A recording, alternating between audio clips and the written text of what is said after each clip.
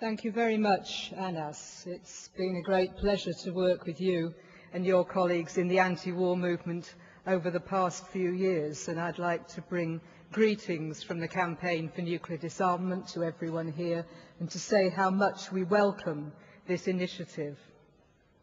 In our view, it's clearly no coincidence that government ministers are stoking a totally artificial wave of anti-Muslim hysteria.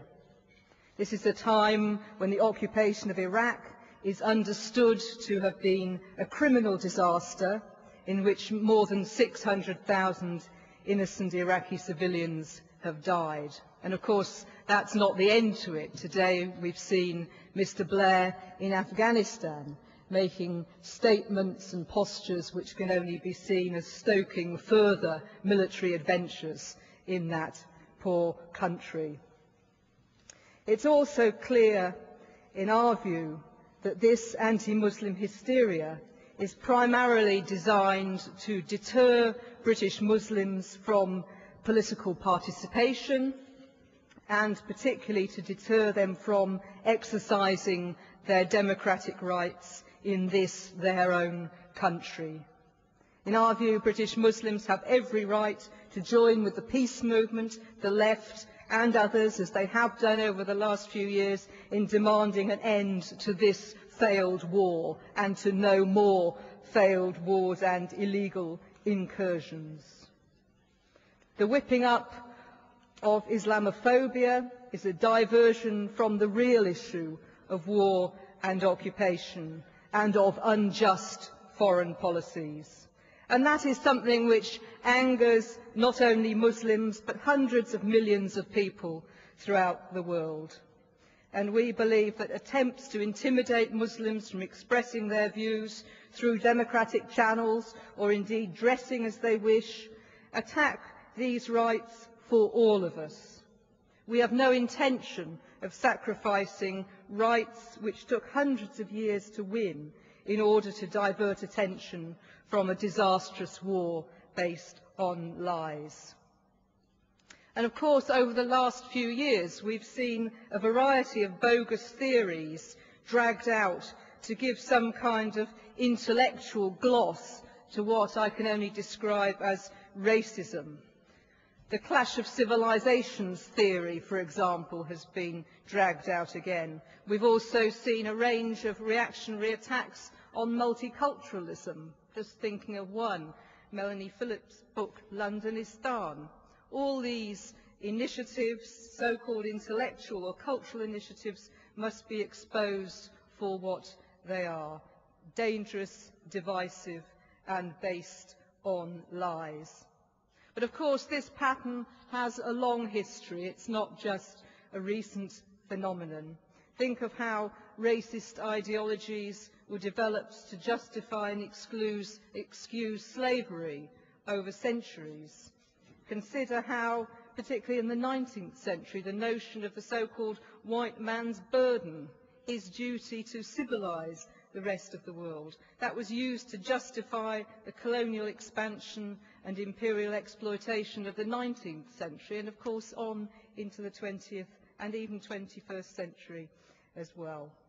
And of course, from the point of view of the anti-war movement, that is not so very different from the ideological claptrap that we've been exposed to from the Bush administration, the so-called Project for the New American Century, where they think they have a moral responsibility to run the world for the good of everybody else. But I can think of no case where the fueling of racism and the scapegoating of communities, however it has been dressed up, is not actually really the cover for the economic and strategic interests of the perpetrators. Consider a fairly recent example in Europe, how in the 1990s the Serbs in Yugoslavia were demonized in a most extreme fashion to facilitate the breakup of that country. And many people now understand that war in the late 1990s as the first in the recent range of illegal preemptive wars that broke international law. There are many stark examples linked to British foreign policy over the years, And I think none of us can have missed the recent 50th anniversary of the Suez Crisis, as it's referred to.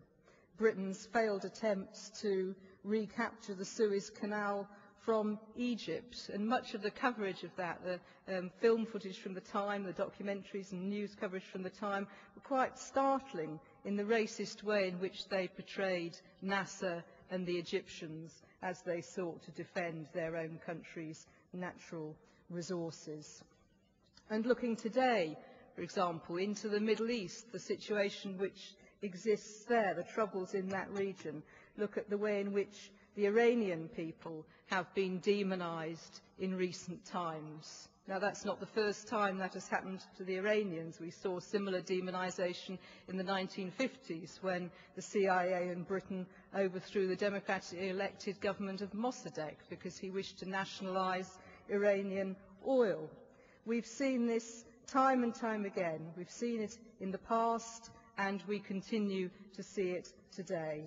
But it's my view to conclude that today's rhetoric about values, about Britishness, about the clash of civilizations, that is really in self-interested justification of countries that have their own agendas to pursue, their own economic and strategic interests. And that is fundamentally no different from the kind of racism and colonialism that it was used to justify of 50 or 100 or more years ago. So I very much welcome this initiative.